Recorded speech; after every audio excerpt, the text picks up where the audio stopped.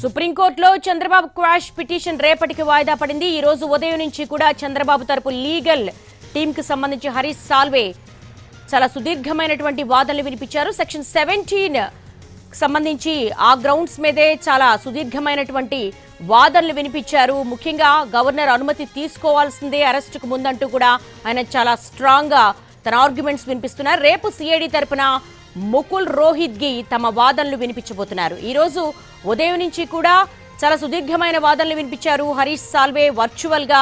ఆ తర్వాత లంచ్ తర్వాత వరకు వాయిదా పడింది. ఆ తర్వాత లంచ్ తర్వాత తిరిగి విచారణ ప్రారంభమైంది. అప్పుడు కూడా హరీష్ సాల్వే తన వాదనలు చాలా గట్టిగా వినిపించారు. బాబు తరపున 17A సంబంధించి పర్మిషన్ తీసుకోవాలి, గవర్నర్ అనుమతి కంపల్సరీ కావాలంటూ కూడా ఈ రోజంతా కూడా ఆ గ్రౌండ్స్ మీదే వాదనలు కొనసాగాయి. ఇక రేపు ఉదయం సిఐడి తరపున ముకుల్ రోహిత్గి వాదనలు వినిపించబోతున్నారు.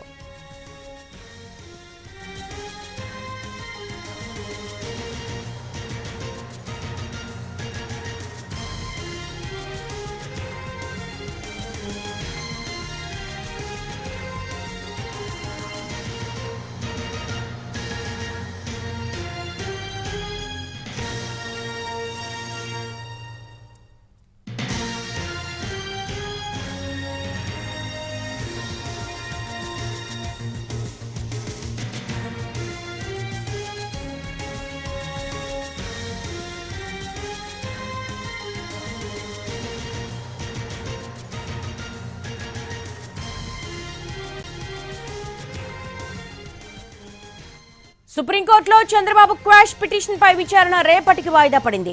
రేపు కూడా వాదనలు కొనసాగనున్నాయి. సిఐడి తరపున వాదనలు వినిపించనున్నారు ముకుల్ రోహిత్గి. చంద్రబాబు క్వాష్ పిటిషన్ పై సుప్రీంకోర్టులో చాలా సుదీర్ఘమైనటువంటి వాదనలు జరిగాయి. చంద్రబాబు తరపున సీనియర్ న్యాయవాది హరీష్ సాల్వే తన వాదనలు వినిపించారు. 17A చుట్టూనే వాదనలు జరిగాయి. రాజకీయ కారణాలతో టార్గెట్ చేయకుండా సెక్షన్ 17A తీసుకొచ్చారన్నారు హరీష్ సాల్వే. 2021 సెప్టెంబర్ 3న కేంద్రం దీనికి సంబంధించిన విధి విధానాలు రూపొందించిందన్నారు. అరెస్టుకు ముందుగా అనుమతి తీసుకోవాల్సిందేనని ఆయన వాదించారు. 2018లో నేరం జరిగిందన్న వివరాలు రిమాండ్ రిపోర్టులో పెట్టలేదన్నారు హరీష్ సాల్వే. 1959లో సుప్రీంకోర్టు తీర్పును కోట్ చేశారు హరీష్. చట్టంలో చేసిన సవరణలు రెట్రోస్పెక్టివ్ గా వర్తిస్తాయన్నారు. విచారణ సందర్భంగా జస్టిస్ బేలా త్రివేది కీలక వ్యాఖ్యలు చేశారు. 17A అనేది అవినీతి నిరోధానికి ఉండాలే కానీ కాపాడేందుకు కాదు అన్నారు. 17Aలో చాలా అంశాలున్నాయన్న జస్టిస్ బేలా త్రివేది ముందు జరిగిన నేరాలకు 17A వర్తిస్తుందా లేదా అన్నది చూడాలన్నారు. ఇక దానికి సంబంధించి కూడా ఈ రోజు చాలా సుదీర్ఘమైనటువంటి వాదనలు జరిగాయి. అయితే ఈ రోజు కేవలం చంద్రబాబు నాయుడు తరపున లీగల్ సెల్ వాదనలు వినిపించింది. ఇక రేపు ఉదయం సిఐడి తరపున ముకుల్ రోహిత్గి తన వాదనలు వినిపించబోతున్నారు. 17A వర్తిస్తుందా లేదా, ముందస్తు అనుమతి ఏ విధంగా తీసుకోవాలి అన్న అంశానికి సంబంధించి గతంలో సుప్రీం ఇచ్చినటువంటి కొన్ని కేసులను కూడా కోర్టు చేయడం జరిగింది. దీనికి సంబంధించి కూడా ఈ రోజు చాలా స్ట్రాంగ్ గా వాదించారు హరీష్ సాల్వే వర్చువల్ గా. సిఐడి తరపున ఇక వాదనలు వినిపించబోతున్నారు ముకుల్ రోహిత్గి. చంద్రబాబు క్వాష్ పిటిషన్ పై చాలా సుదీర్ఘమైనటువంటి వాదనలు జరిగాయి. సీనియర్ న్యాయవాది హరీష్ సాల్వే 17A గ్రౌండ్స్ మీదే తన స్ట్రాంగ్ ఆర్గ్యుమెంట్స్ అన్ని కూడా వినిపించారు. కేవలం ఇది పొలిటికల్ మోటివేటెడ్, రాజకీయ కారణాలతో టార్గెట్ చేసినటువంటి కేసుగా ఆయన ఎస్టాబ్లిష్ చేసే ప్రయత్నం చేశారు.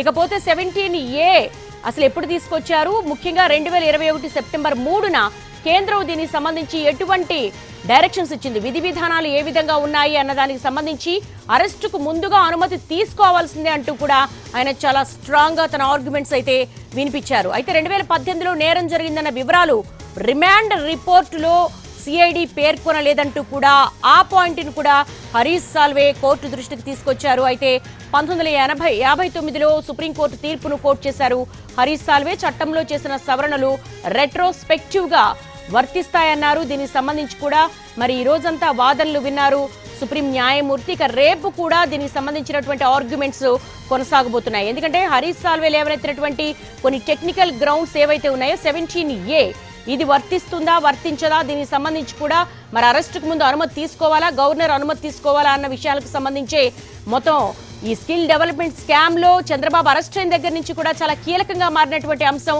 Section 17A. ఈ గ్రౌండ్స్ మీదే చంద్రబాబు నాయుడు తరపు లీగల్ సీనియర్ అథారిటీ అంతా కూడా ఆర్గ్యుమెంట్ చేస్తున్న సందర్భం. గతంలో కూడా సిద్ధార్థ్ లూధ్రా ఈ గ్రౌండ్స్ మీదే ఆర్గ్యుమెంట్ చేశారు. ఆ తర్వాత హరీష్ సాల్వే కూడా ఈ గ్రౌండ్స్ మీదే ఆర్గ్యుమెంట్ చేస్తున్నటువంటి సందర్భం కనబడుతుంది.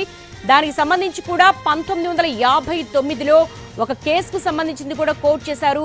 అలాగే సుప్రీం న్యాయమూర్తి దృష్టికి తీసుకొచ్చారు. అంతేకాకుండా సిఐడి రిమాండ్ రిపోర్ట్ సందర్భంగా 2018కి సంబంధించి కూడా ఎలాంటి మెన్షన్ చేయలేదు రిమాండ్ రిపోర్ట్లో అంటూ కూడా ఆయన కోర్టు దృష్టికి తీసుకొచ్చారు. దీనికి సంబంధించి కూడా సుప్రీం న్యాయవాది కూడా మరి హైకోర్టు ఇదంతా పరిశీలించిందా అని కూడా ఒక సందర్భంలో మధ్యాహ్నం జరిగిన ఆర్గ్యుమెంట్స్ లో అడగడం జరిగింది. దీనికి సంబంధించి మరి సిఐడి తరపున ముకుల్ రోహిత్గి సుప్రీంకోర్టులో వాదనలు వినిపిస్తున్నారు. ఆయన మరి హరీష్ సాల్వే కోర్టు దృష్టికి తీసుకొచ్చినటువంటి గ్రౌండ్స్ ఏవైతే ఉన్నాయో టెక్నికాలిటీస్ కు సంబంధించి మరి రేపొద్దున ఏ విధంగా విచారించబోతున్నారు, ఏ విధమైనటువంటి ఆర్గ్యుమెంట్స్ వినిపిస్తున్నారు, ఇక రేపు కూడా ఈ స్పెషల్ క్వాష్ కి సంబంధించి కూడా ఆర్గ్యుమెంట్స్ కొనసాగే అవకాశం ఉన్నట్టుగా తెలుస్తుంది. 2 తెలుగు రాష్ట్రాల్లో కూడా సంచలనం రేపిందనుకోవచ్చు. స్కిల్ డెవలప్మెంట్ స్కామ్ కు సంబంధించి మాజీ ముఖ్యమంత్రి టీడీపీ అధినేత చంద్రబాబు నాయుడు రాజమండ్రి సెంట్రల్ జైల్లో ఆయన రిమాండ్ ఖైదీగా ఉన్నారు.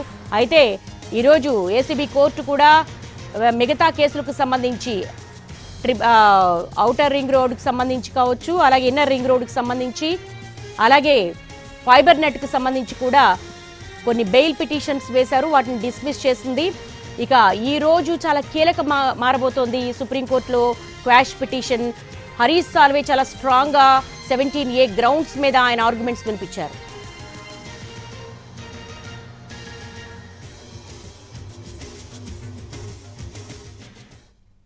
సుప్రీంకోర్టులో చంద్రబాబు క్వాష్ పిటిషన్ పై విచారణ రేపటికి వాయిదా పడింది. ఈ రోజు సుదీర్ఘమైనటువంటి వాదనలు వినిపించారు చంద్రబాబు నాయుడు తరపున హరీష్ సాల్వే. దీనికి సంబంధించి మోర్ అప్డేట్స్ ఢిల్లీ నుంచి మా ప్రతినిధి రాజు అడిగి తెలుసుకుందాం. రాజు, ఈ రోజు చంద్రబాబు నాయుడు తరపున సీనియర్ న్యాయవాది హరీష్ సాల్వే చాలా స్ట్రాంగ్ గా 17A గ్రౌండ్స్ మీద ఆ టెక్నికల్ పాయింట్ మీద ఆయన ఆర్గ్యుమెంట్స్ వినిపించారు. సో దట్ ఈ రోజు వరకు కూడా కేవలం ఆయన ఆర్గ్యుమెంట్స్ కొనసాగుతాయా? రేపు ఉదయం కూడా మరి సిఐడి తరపున ముకుల్ రోహిత్గి ఏ విధమైనటువంటి కౌంటర్ ఇవ్వబోతున్నారు? ఎస్ దేవి, వాస్తవానికి ఈరోజు ఏదైతే చంద్రబాబు వేసినటువంటి క్వాష్ పిటిషన్ పైన ఖచ్చితంగా ఒక ఫైనల్ ఆర్డర్ వస్తుందని చెప్పి అందరూ భావించినటువంటి పరిస్థితి కనిపించింది.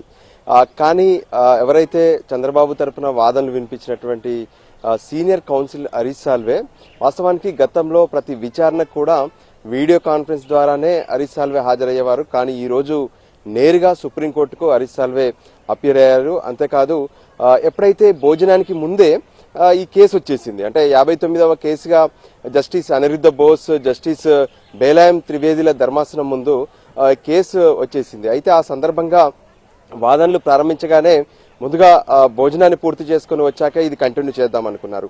సో ఆ విధంగానే తిరిగి 2 గంటలకు ప్రారంభమైనటువంటి కోర్టులో చంద్రబాబు క్వాష్ పిటిషన్ పైన విచారణ ప్రారంభమైంది. సుదీర్ఘంగా 2 గంటల పాటు సీనియర్ కౌన్సిల్ హరీష్ సాల్వేనే తన వాదనలు వినిపించారు. ప్రధానంగా చంద్రబాబు కేసులో 17A వర్తిస్తుంది.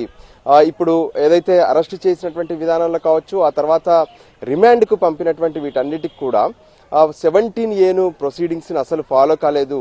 వాస్తవానికి ఏదైతే ఎఫ్ఐఆర్ నమోదైన తర్వాత తీసుకోవాల్సినటువంటి పరిణామాలన్నింటినీ కూడా వాళ్ళు ప్రొసీడింగ్స్ ఫాలో కాకుండానే చంద్రబాబుపై రాజకీయ కక్ష సాధింపుకు పాల్పడ్డారని చెప్పి దానికి అనుగుణంగానే 17Aలో ఉన్నటువంటి గ్రౌండ్స్ ఏంటి, ఓవరాల్ గా ఇప్పటి వరకు గతంలో 17Aకి సంబంధించినటువంటి తీర్పులు ఎలా ఉన్నాయి, హైకోర్టులో వచ్చినటువంటి వాదనలు ఎలా ఉన్నాయి, ఇటువంటి అంశాలపైన సుదీర్ఘంగా హరీష్ సాల్వే వాదనలు వినిపించారు. అయితే ఈ సందర్భంగా సైతం జస్టిస్ కూడా ఈ విషయంలో కొన్ని కీలక వ్యాఖ్యలు చేశారు. వాస్తవానికి ఎటువంటి సెక్షన్స్ ఉన్నా, ఎటువంటి 17A కానీ ఇతర సెక్షన్స్ అయినా కానీ ఎక్కడ కూడా ఎవరైతే తప్పులు చేస్తారో వాళ్ళని రక్షించడానికి కాదు, ఖచ్చితంగా వీటన్నిటిని కూడా ఫాలో కావాల్సి ఉంటుంది కదా అని చెప్పి కూడా స్పష్టం చేసినటువంటి పరిస్థితి ఉంది. ఈ సందర్భంగా ఏదైతే 17A సెక్షన్ సైతం అవినీతిని నిరోధించేలా ఉండాలి, కానీ ఎక్కడ కూడా కాపాడేందుకు కాదు అనే ఒక స్పష్టమైనటువంటి కామెంట్ చేశారు.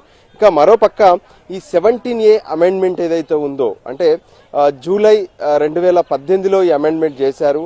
సో దానికంటే ముందు ఈ కేసును తీసుకోవాలా, ఆ తర్వాత జరిగినటువంటి ప్రొసీడింగ్స్ ను ఫాలో కావాలనే దాని మీదనే ఇక్కడ సుదీర్ఘంగా వాదనలు వినిపించినటువంటి పరిస్థితి కనిపించింది.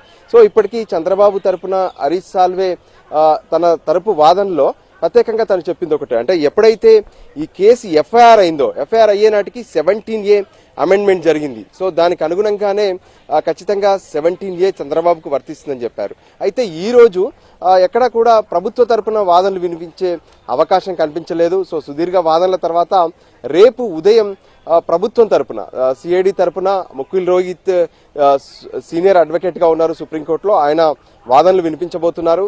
సో మొత్తానికి ఈ రోజు హరీష్ సాల్వే వాదనతోనే చంద్రబాబు కేసు విచారణ ఈ రోజుకు ముగిసింది. రేపు మరోసారి చంద్రబాబు కేసు విచారణ కొనసాగనుంది. దానికి సంబంధించి ప్రభుత్వం తరపున ముకుల్ రోహిత్ తన వాదనలు వినిపించబోతున్నారు.